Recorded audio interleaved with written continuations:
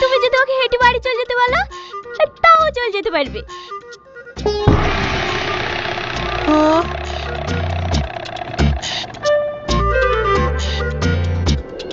ভালো আছো জামাই?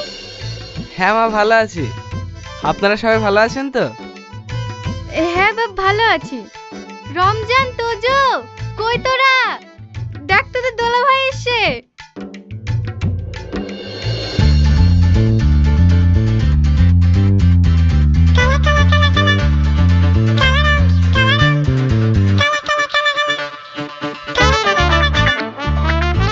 রমজান, তোর দোলা ভাইয়ের বাড়ি ব্যাগটা ফেরত দে। দে বলছি। আরে ছাড়ো, এখন এবার ফেরত দিয়ে যাবে। আপনি জানেন না দুলা ভাই, রমজান খুব দুষ্টু হয়ে গেছে। বাড়ির কারোর একটা কথা শুনে না। জামাই কি সারাদিন এইখানেই দাঁড়িয়ে রাখবা নাকি? হ্যাঁ হ্যাঁ, ঘরে চলো বাপ। আই মা।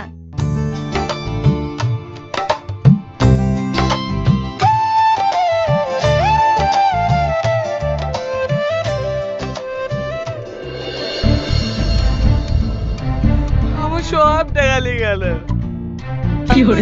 বাড়িতে আসলাম। চুপ করবা তুমি। কোথায় কটা গেলে ইসে? আর এখানে নাকে কানছি। তুমি যখন বলবাই, তোমার তো যায়নি, যার গেছে সেই জানে। কটা গানা লিসে লিসে ছোট ভাই বলে মাফ করে দাও। খবর তো তুমি ওকে আমার ছোট ভাই বলবা না। ও একটা ডাকাত।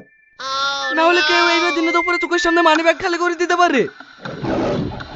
ভালোই যে আমি ডাইন দিকের পকেটে কিছু টাকা রেখেছিলাম, না হলে তো আমাকে রাস্তা চাইতে যেতে হইতো।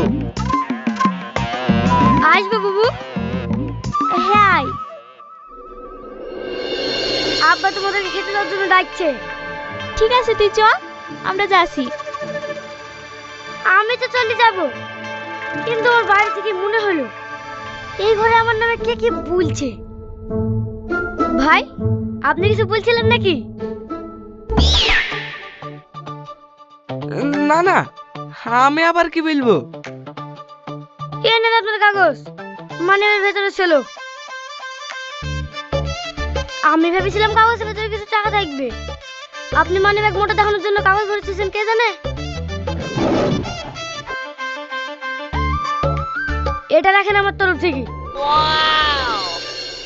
মন গেলে লজেন কিনে খায়েন।